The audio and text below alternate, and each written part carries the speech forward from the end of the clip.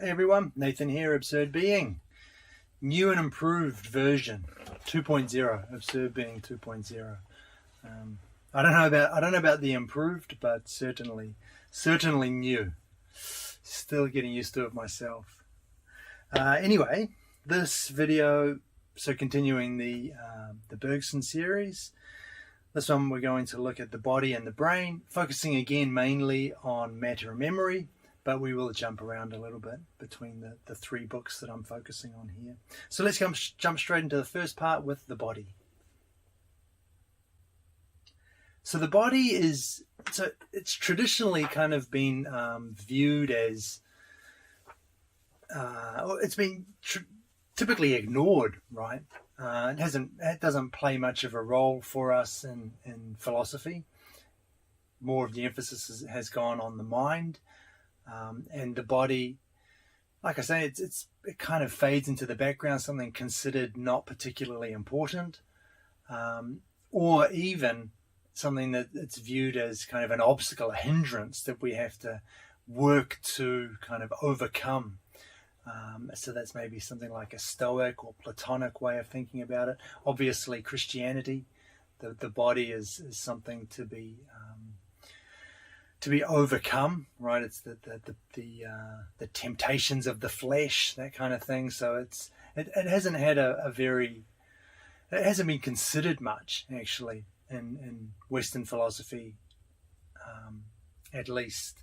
So it's really refreshing to see that in Bergson there's a lot of focus put on the body, and the way he does it is really interesting. So let's have a look anyway. Some of the things I wanted to mention just to start off with.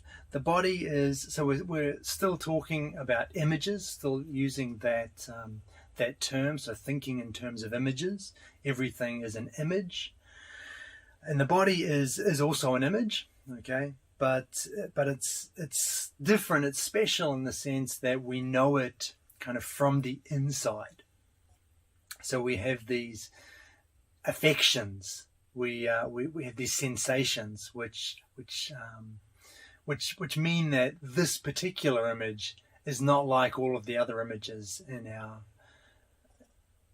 surrounding us, in our surroundings. So this is very similar to something that Schopenhauer said, right? Schopenhauer drew attention to the body as the only thing we know,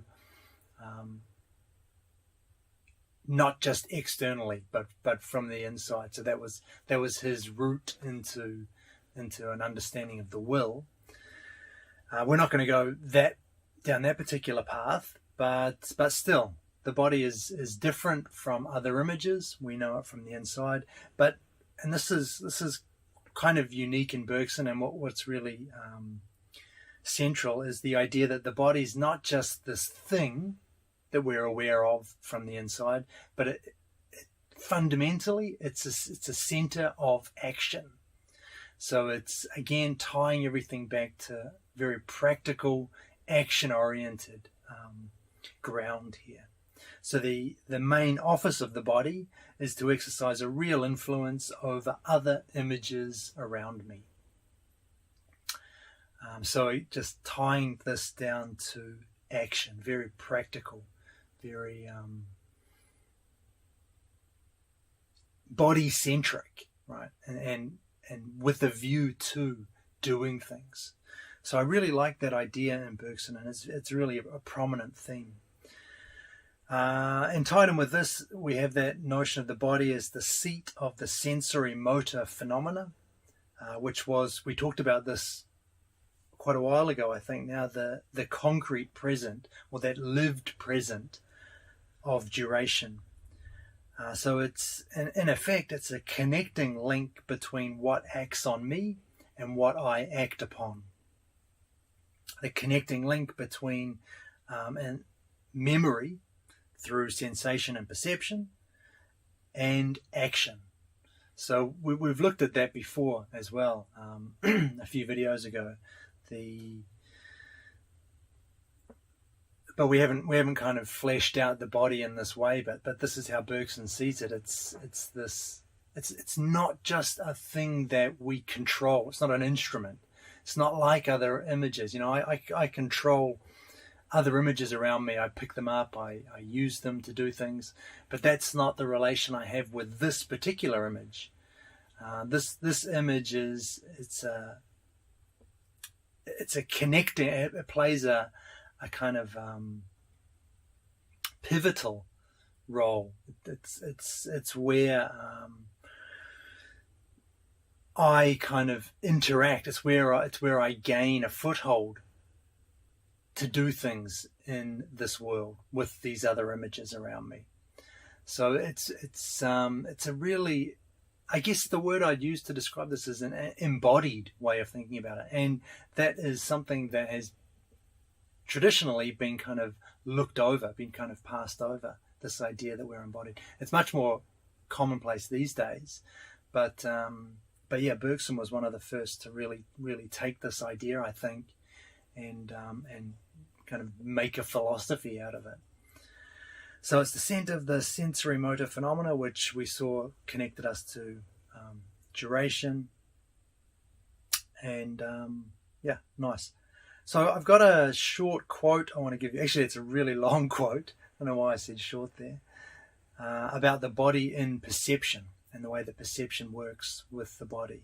So I'll read it for you, then we'll have a look at it in some detail. For if you start from my body, as is usually done, you will never make me understand how impressions received on the surface of my body, impressions which concern that body alone, are able to become for me independent objects and form an external world. But if, on the contrary, all images are posited at the outset, my body will necessarily end by standing out in the midst of them as a distinct thing, since they change unceasingly, and it does not vary.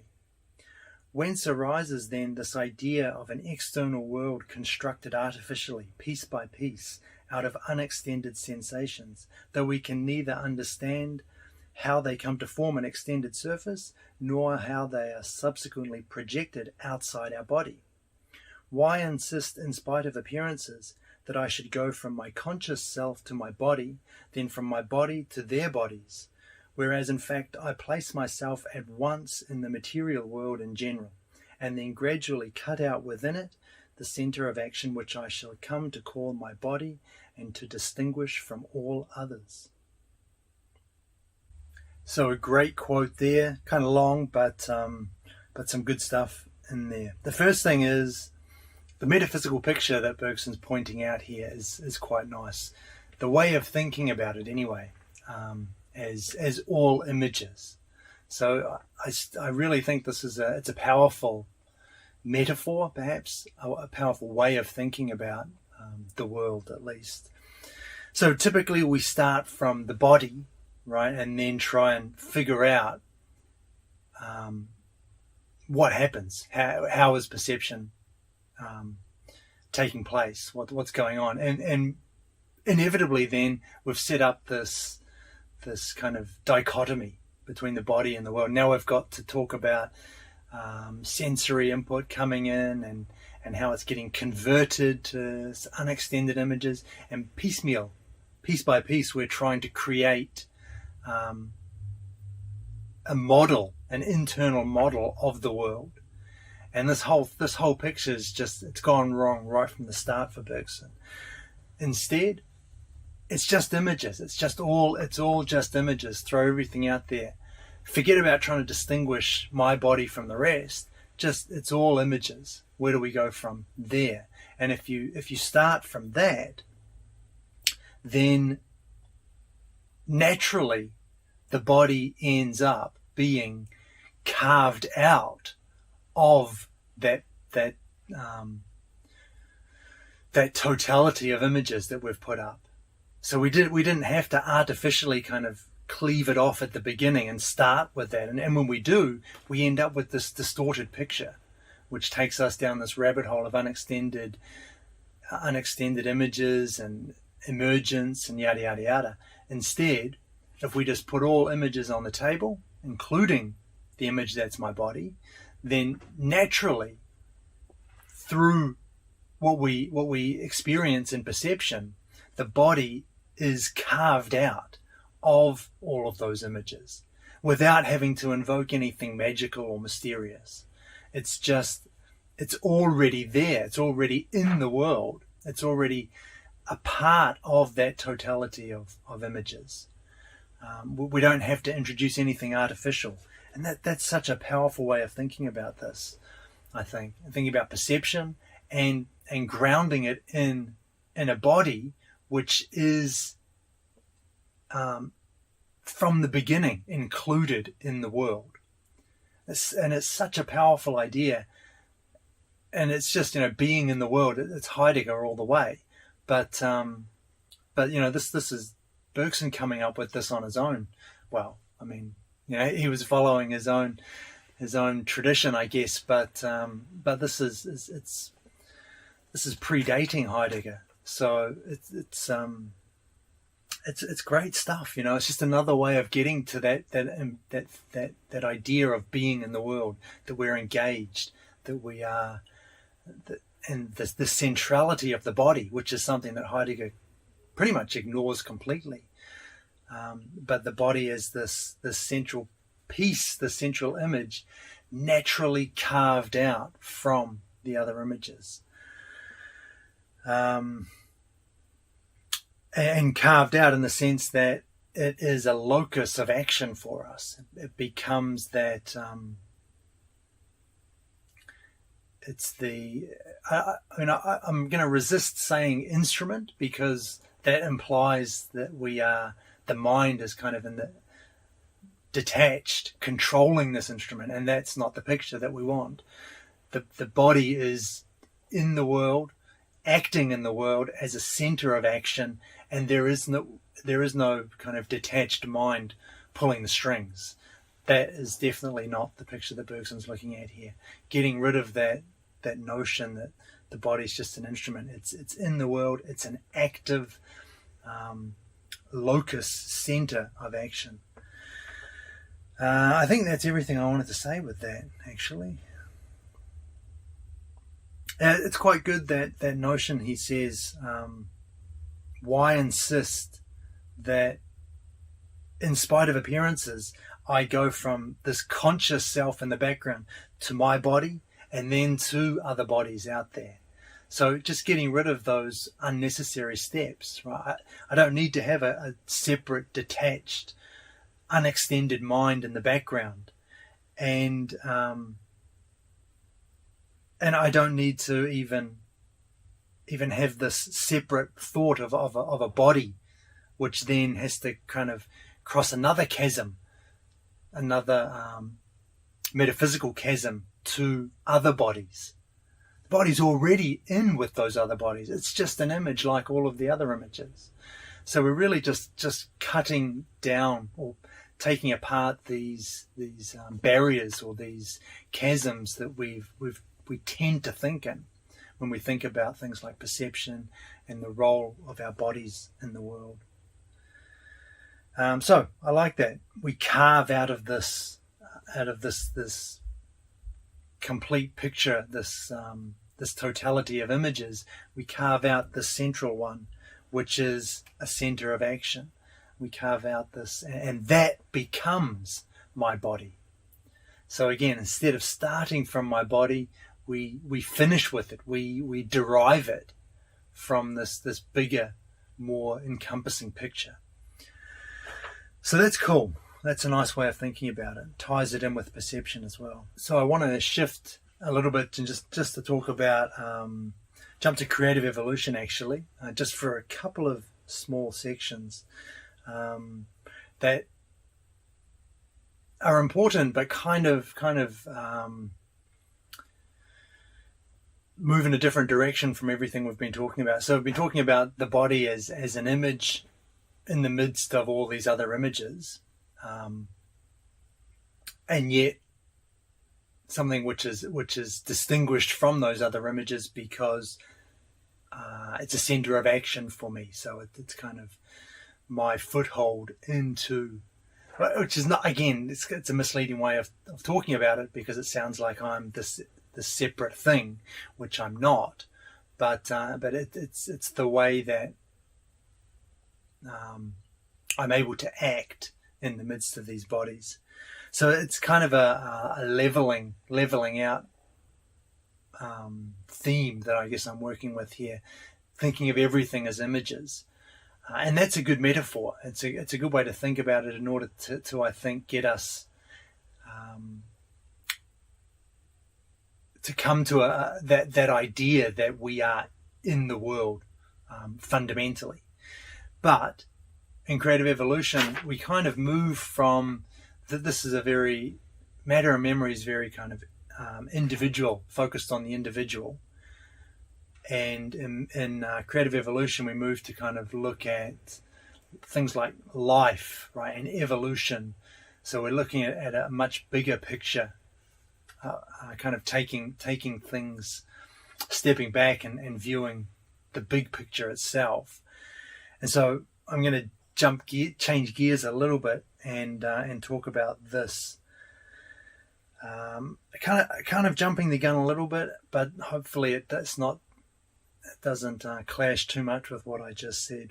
So in creative evolution, Bergson talks about the body as matter. So we've dropped the metaphor of images, which has done what it was supposed to do, right? It got us thinking about the body in the right way. But we can also think about the body as a real thing, like so in terms of, what can I say, metaphysical reality, what the body is. So it's matter, like other things, right? Everything is around us is matter. But it's special because those other material bodies that we see around us have been separated by perception, by the act of perceiving. That's what separates the different objects we see around us, right? I mean, at some fundamental level, you could imagine metaphysical reality. It's all just quantum fields, or it's all just electromagnetic vibrations, or whatever fundamental reality, what level of fundamental reality you want to go to. At some level, it's all just the same thing, right? But the kind of the evolution of the universe, the evolution of life in the universe, and us in particular, has meant that certain things stand out in different ways, so that they're kind of objects become objects through the human beings who observe them, who look at them. And not just human beings, but any conscious entity would do this. So this I'm really kind of jumping, kind of spanning a few different topics here. But so those material bodies have been separated by perception, by a perceiver. But the body, the human body itself, has been separated by nature herself. That's what the way that Bergson expresses this. Other material bodies have been separated by us when we use them, when we look around us at the world and break it into pieces based on how our sensory organs have evolved, and the way the projects that we are engaged in, the things that we want to do, the desires that we have, that all of these things go into separating, creating, if you like, objects out of whatever this fundamental metaphysical reality is. But the body is different because that has been separated by nature herself. And what this does, what this tells us, this, by the way, has its roots in Kant, and Kant's critique of judgment, which was really interesting to read when I read it. And you see the immediate connection between him and Bergson here. But what this means is that the body, the human body, is composed of parts that, instead of being discrete and separate parts that are just kind of locked together, they're parts that complete each other. Different parts that, in other words, form a whole. or what Bergson calls in creative evolution, an individual. And when you get that, when these different parts aren't just kind of conglomerates, aren't just kind of conglomerations of particles or different things that don't really interlock and work together towards a common goal, then you have material bodies, extended bodies, objects, things that don't endure. Those are things that don't partake of duration. But when you have an individual like a human being, a human body, then you have parts which can't be isolated and separated and make sense on their own. The parts all work together to create something which is, in a very real sense, more than just their sum. So all of these parts work together in a way, they work harmoniously to produce something greater than just the sum of them. And that, when you have that situation, then you have duration. Then duration is you have something that endures. I think maybe that's the best way to put it, as opposed to material objects which don't endure because they're not put together in the same way, that they haven't been put together by nature in the same way that say a human body has. And really this is the difference, I think, between living things and inanimate objects. Again, something we're going to look at in much more detail when we come to creative evolution. But for now, I thought it just worth mentioning. This is another thing that it's central, it's important to the body, because the body is something that endures. It's a living thing, and it therefore has to be different in some way from those other objects that are out there, that we kind of separate from the background metaphysical milieu. Okay, so there's a lot on that one. That's just a couple of small points I had, but that kind of exploded into something much larger than I intended. Hopefully that kind of makes sense, and you can connect that with the earlier use of the body and other objects as images. The metaphor using kind of reducing everything to images, which gave us a better understanding of perception and how the body fit into that role, into that process. All right, let's jump into another important aspect, and another way that is just highlights how central for Bergson the body is, and again just really sets him apart from many other philosophers who came before him, and that he's making the body an important part of his philosophy. It's an important. He's saying we are embodied. That's what he's saying, I guess.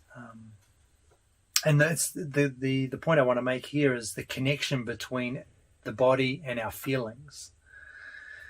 So and this is in Time and Free Will, by the way. This whole section.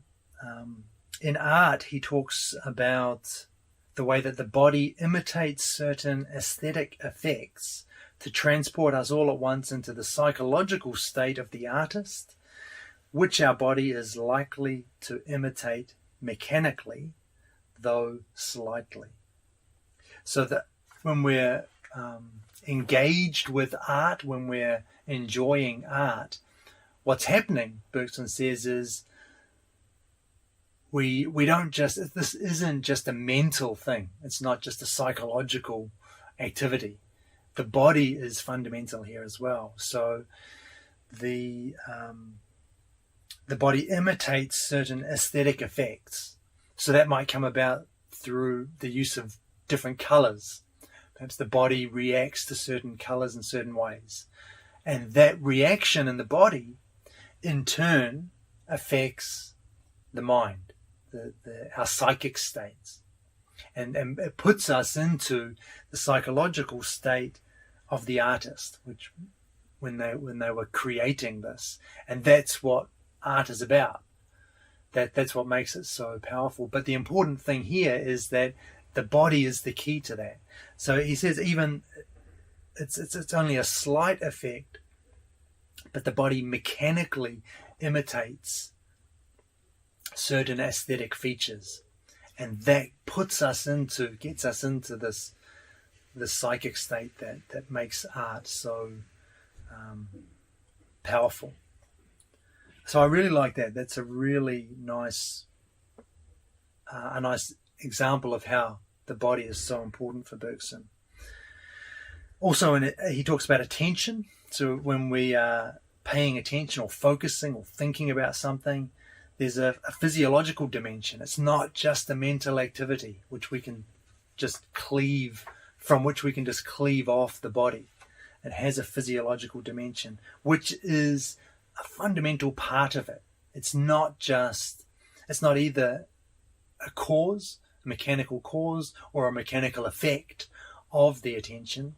It's a part of what it is to pay attention. And for example, there he talks about the tension of the scalp, the way that we furrow our brows, perhaps. And this isn't just a byproduct, a meaningless byproduct. It's part of what it is to pay attention, is that physiological process, is that physiological dimension. And he talks about it as well in regards to pleasure and pain. And this is quite an interesting section. I thought there are some interesting things here. So this is not physical pleasure or physical pain. This is kind of emotional pain, pleasure. And he says that these sensations, these affections, don't reflect events in the past. So they're not the effects of causes. Instead, they indicate what's going to happen in the future. So a very different way of thinking about pleasure and pain. We usually associate it, something good happens, you feel pleasure. Something bad happens, you feel pain. But he says perhaps they indicate what's going to happen in the future. They assist us in moving us from automatic to free movements by interjecting an affective sensation between stimulus and response. And this invites us, or gives us the space to choose.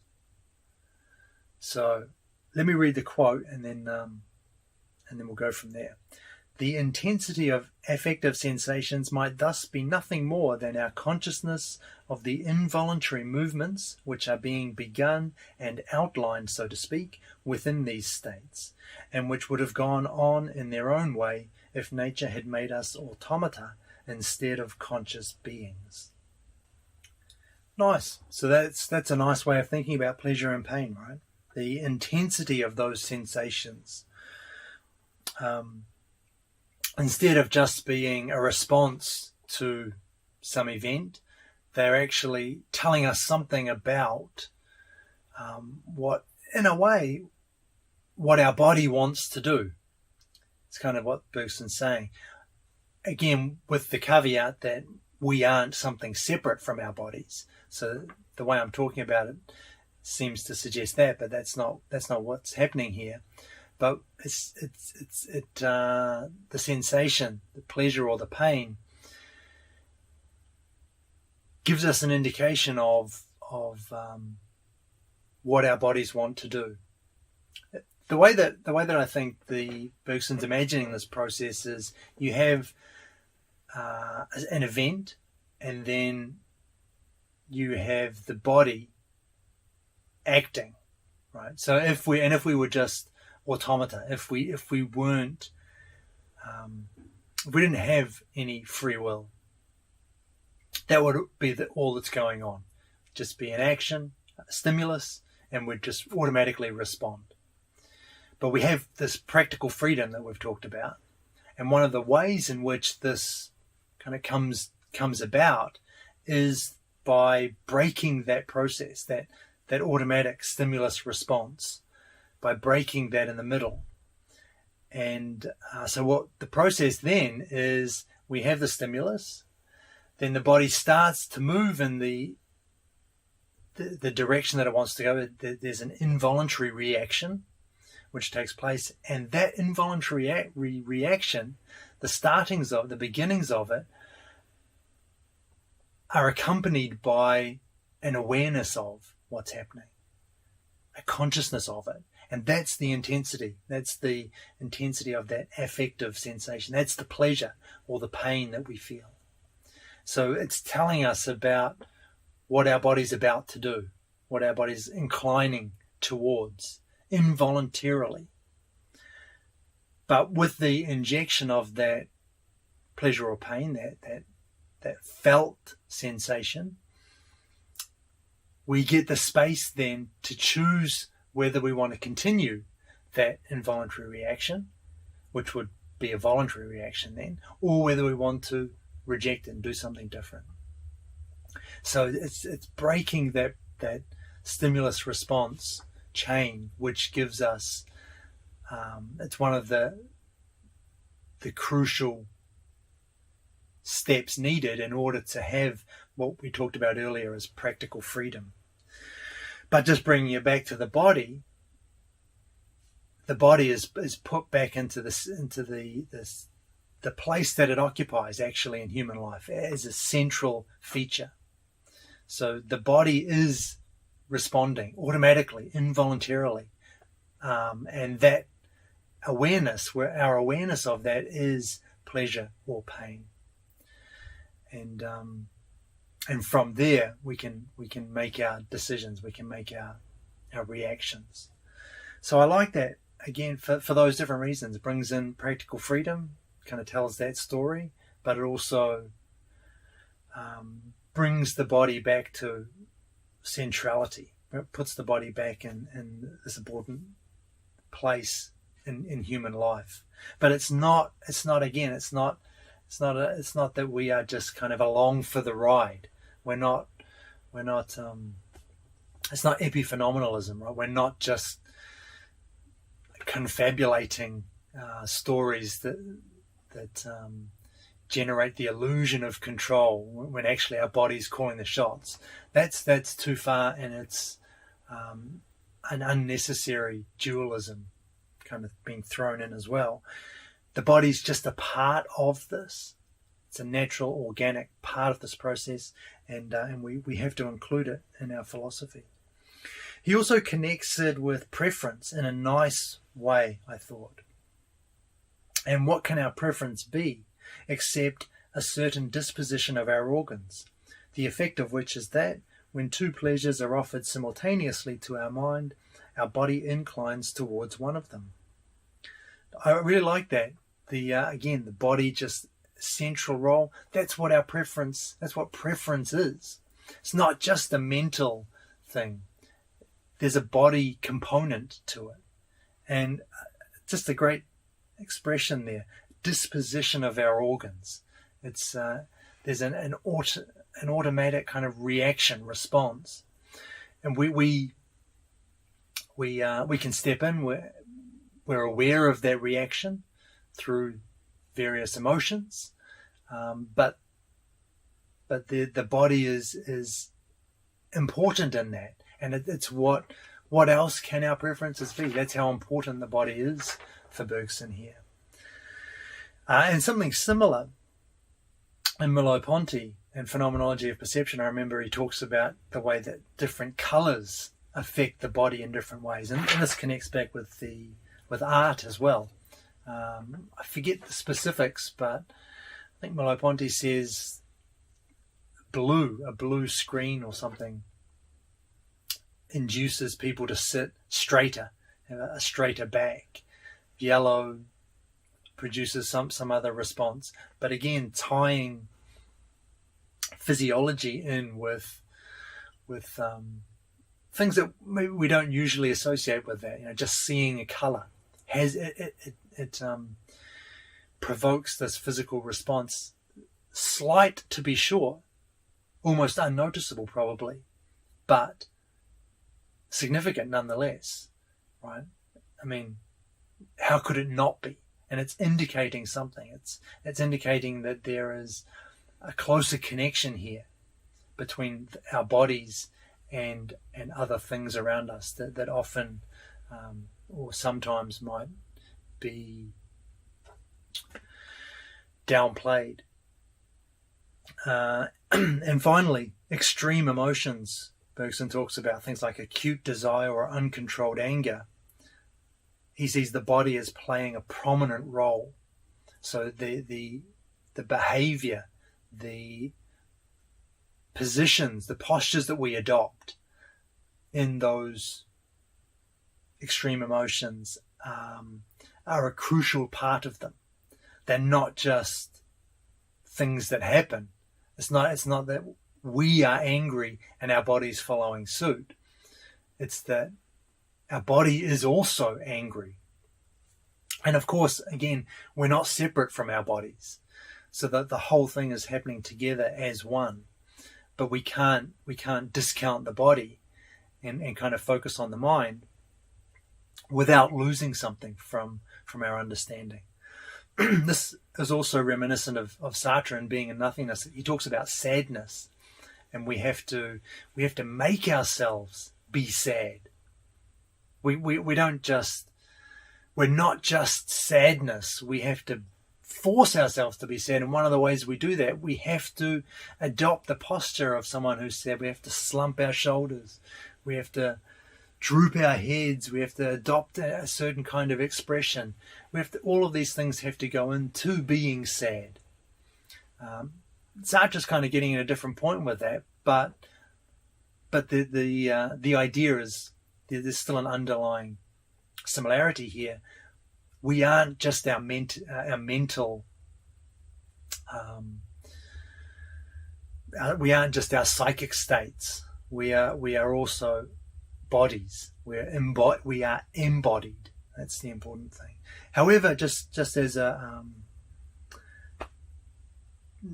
to back things up a little bit from that precipice, should we go too close to it, Bergson's not going as far as William James. He notes, who reduces rage to its psychology. Reduces rage to its physiology. So apparently for William James, rage was the elevated heart rate, the elevated respiration, the clenching of the fist or whatever. That was rage for William James. Bergson's saying we still need the psychic element, and we need it to give a common direction to all of these different diverse movements, but it's an important part that is usually ignored by Western philosophy. Okay, cool. So that's the body. Let's jump into the second part of today's video, which is the brain. Right, so the brain. Now, Bergson's really interesting on the brain, actually, and really goes in the complete opposite direction that science has gone, neuroscience in particular. So he diminishes the importance of the brain. And we've already seen, for Bergson, the brain is not special. It doesn't produce any kind of unextended sensations or images, mental representations. It's not capable of doing any of those things. It's just an organ like any other organ in the body, like any other physical object, really. So the brain is not going to be. It's not the house, the storehouse of consciousness, or none of those things. So this is a really interesting part. But anyway, see what you think. So it's part of the material world. The material world is not part of the brain. A nice little thing there. The brain is a part of the material world. It's not. The material world is not a part of the brain.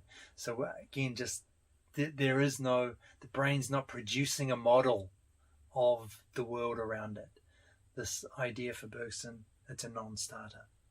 So he talks about, he's got a metaphor, the brain as a telephonic exchange. I'll read it for you and then we'll have a look at it. The brain is no more than a kind of central telephonic exchange. Its office is to allow communication or to delay it. It adds nothing to what it receives. The brain appears to us to be an instrument of analysis in regard to the movement received, and an instrument of selection in regard to the movement executed. But in the one case, as in the other, its office is limited to the transmission and division of movement. Brilliant, brilliant in its simplicity. And it just treats the brain as another organ. It makes perfect sense to me. We think of the brain as something special. There's something special about it. It's the way the information's connected in it, the way the information's integrated. It's the neurons. It's the connective, blah blah blah. Something magical happens for us in the brain usually. That's the way we kind of think about the brain. But Bergson's saying it does nothing. It adds nothing. It just directs movement, basically, the transmission and division of movement. So, first of all, this is not simply imagining the brain as the most sophisticated technology of the time. You might want to accuse Bergson of that, first of all. Everybody thinks that, the brain's whatever the newest, the latest technology of the day is. People just automatically think of the brain as that. For Bergson, telephonic exchange, that was the most sophisticated technology of the time. Completely the wrong idea here. That's true, of course. People have always done that. When hydraulic machinery and things were the latest, the brain was compared to a kind of a hydraulic machine, pistons and levers and things, valves and things doing stuff. Then you had the electronic age era. So the brain was this electronic thing. Then the computer, then the internet. So the brain follows along in all of those. We get metaphors, right? The brain. How many times have we heard the brain is a computer? And now the latest step, I guess, is the brain is like the internet, nodes connected at different yada yada yada. But that is just, that is, every one of those is going to become outdated when the latest technology comes along. But Bergson's not doing that. He's not saying the brain is amazing. It's like this latest technological invention, this telephonic exchange. He's saying it's nothing more than that. It does nothing more special than what a telephonic exchange does, which isn't anything amazing. It just redirects signals. It doesn't do anything special. It doesn't add anything to them. It doesn't create anything. It's just an exchange. Information comes in and it gets sent, or signals come in and get sent out somewhere else. That's all it does. It's just this centralized, what's the word I'm looking for? It's the centralized station where stuff comes in and gets parceled out to different places. So I like that. So that's good. Doesn't add anything to what it receives. But importantly, it acts as a delay. And this is one of those things I talked about in the section on practical freedom, which this is one of those steps which gives us practical freedom. The brain, without it, we just have the sensory input and then automatic response, right? So think about all of those things that don't have nervous systems. There is just action response, stimulus response, I should say. But the brain doesn't add anything to the stimulus, to the stimuli, but it introduces a delay. And that delay gives us the space, one way of thinking about it, the space for a decision to take place, for assent or assent or refusal of that whatever the response was going to be. So it's what raises us from that kind of level of automata to a free agent. Nice. So that's the first thing. Brain is a telephonic exchange.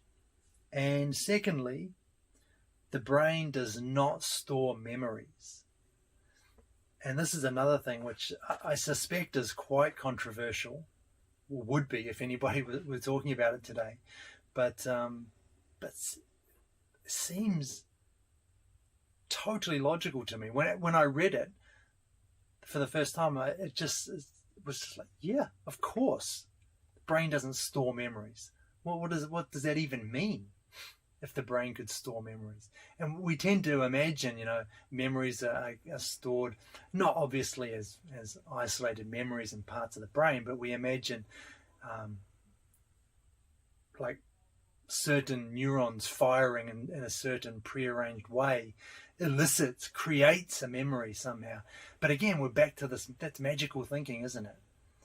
If you do this physical thing, then you get this unextended image pops up.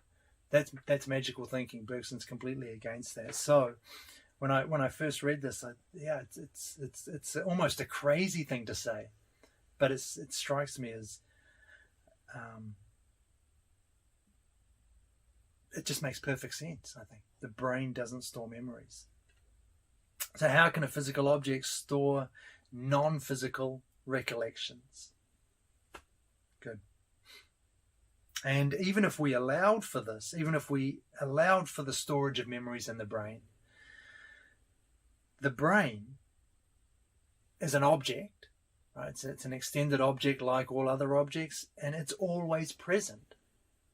So what would make the firings of those neurons, what would make that past? What about that is a past recollection?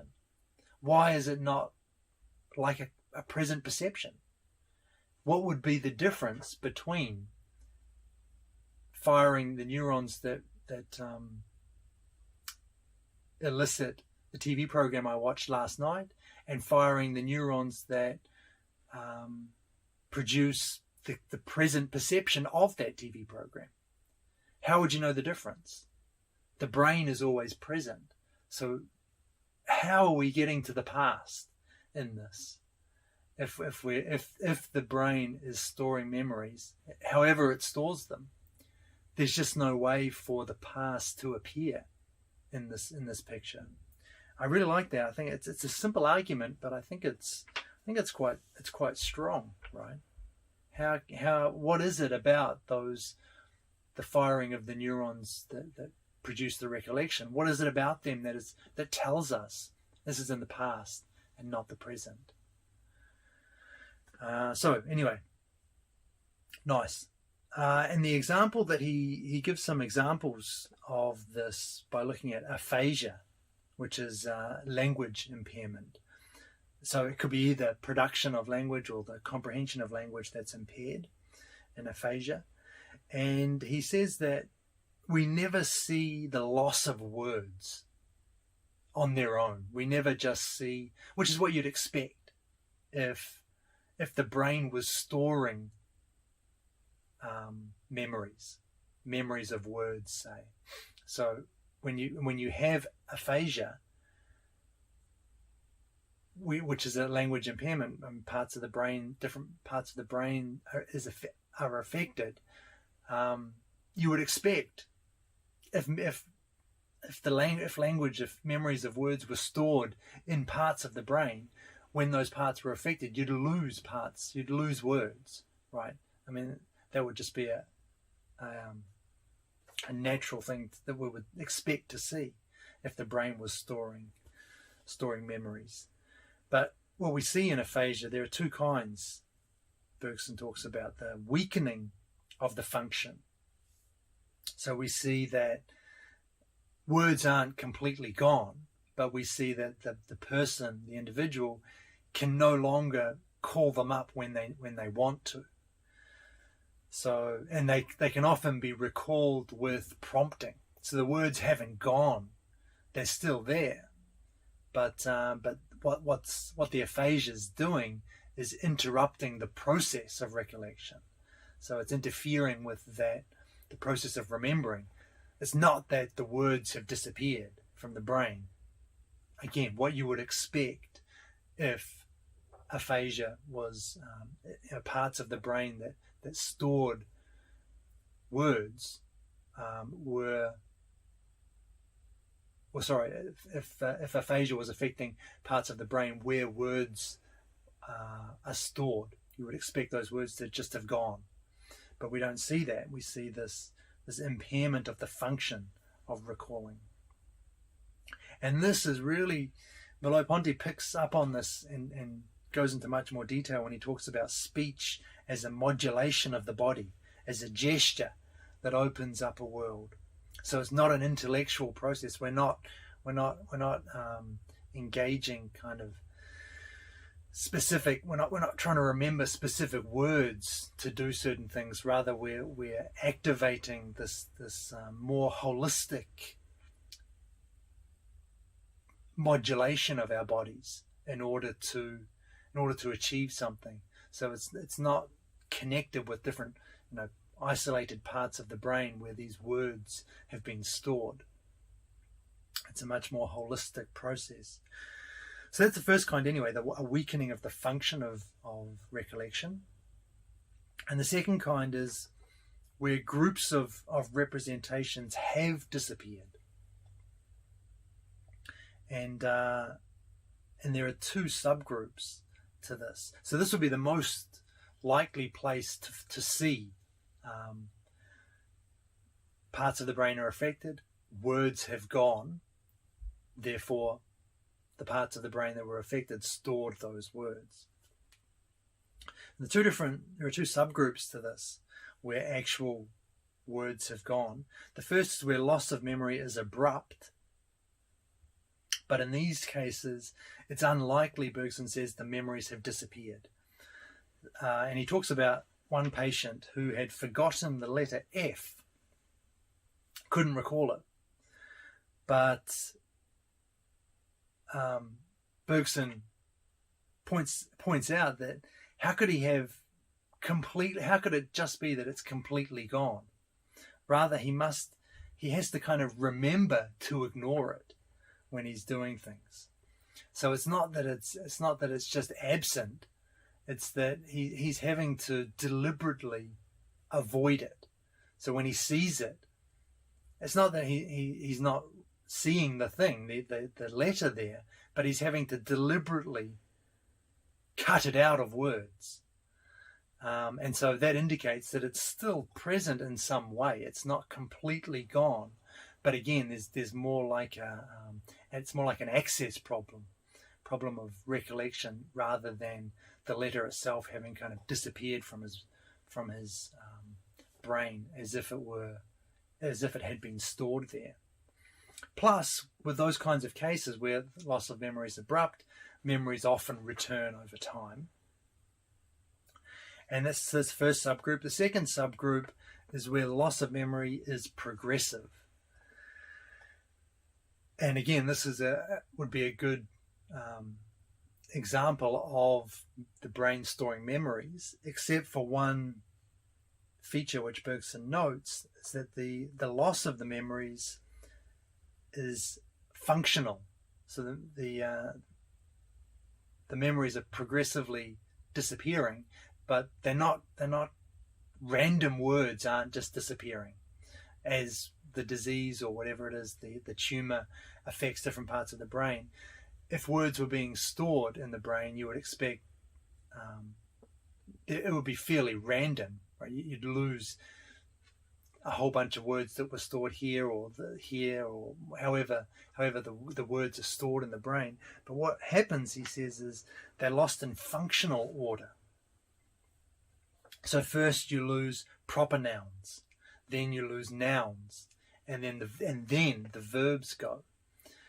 So it would be very strange if all of these words were being stored in the same places in the brain, as if the brain is over here is where you store your proper nouns, you store your nouns here, you store your verbs over here, and the tumor or whatever it is affecting those parts of the brain in sequence. So it doesn't make sense if we're trying to understand this kind of aphasia with a picture of the brain storing memories of words. But it makes perfect sense if our brains don't store memories, but if the memories have a motor component in their actualization. And again, Milo Ponte talks about this a lot as well in Phenomenology of Perception. So it makes sense if memories are connected with action. So what you lose first? Proper nouns, because those are the most removed from direct action. They're the least concerned with action. Then you lose nouns. Again, not so much concerned with action. And then finally, the words that have the most to do with action, the verbs, then they go. So what makes sense there is not that you're losing storehouses of words in different parts of the brain, but you're losing this capacity of the whole body, which hints at a deeper understanding or explanation of what's going on. And we'll come back to this a little bit later when we look at memory itself. Okay, nice. Let's have a quick look at a summary. So first we looked at the body. We talked about this as my center of action. So it's that really central idea for Bergson. The body is all about action. And that's what human life is about primarily, fundamentally. It's action rather than mentation, rather than cognition. We talked about the body as the seat of the concrete present. So it was that sensory motor link between memory and action. And it's a nice way of thinking about it too. The body is kind of that nexus between memory and action. The body is also an individual. This was the link to creative evolution. Because it's an individual, because it's been assembled, if you like, by nature, not by an act of perception. It's not an abstract act of perception, rather it's a natural, organic whole where the parts work together. Then it endures. That's why the body, that's why human life, that's why organic life endures as opposed to inorganic life. And we talked about the body as central in feelings. So looking at art and the way pleasure and pain were dispositions of the organs, that nice expression. The way that our body reacts first, and those sensations tell us that they are our awareness of what our body is doing, the involuntary reactions that we're having. Then we looked at the brain, and we saw the brain as a telephonic exchange, that nice metaphor. Doesn't add anything to what's going on. It just redirects signals, takes sensory input, redirects it to the muscles for action. And the brain doesn't store memories. That whole idea just doesn't make sense for Bergson. And his example or his investigation, his analysis of aphasia tended to support that claim. And there we go. That's it. The body and the brain from the perspective of Bergson. But nice to see that inclusion of the body into philosophy, which we've already seen it if you've read Milo Ponte or even Sartre to a lesser extent, but particularly Milo Ponte, the body plays a central role. But now we see, he wasn't kind of acting alone. He had a kind of the shoulders of a giant to stand on when he was coming up with all of this. So nice to see this in Bergson. But that's it for me today. Thank you everyone for watching as always, and I will catch you next time around.